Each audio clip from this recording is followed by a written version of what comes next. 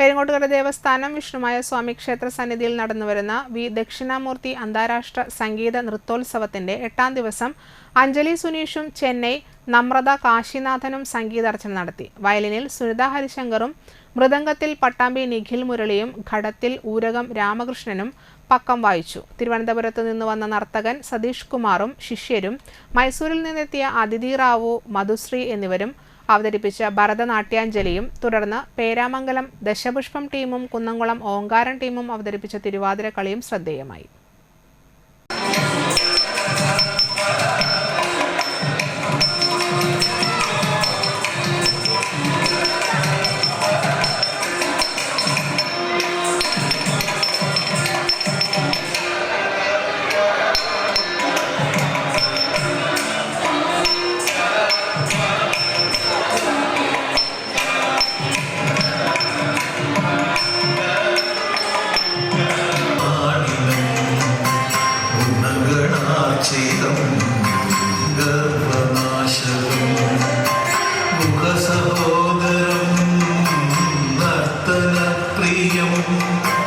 ദേവസ്ഥാനേശം ഭാവയേ സദാ.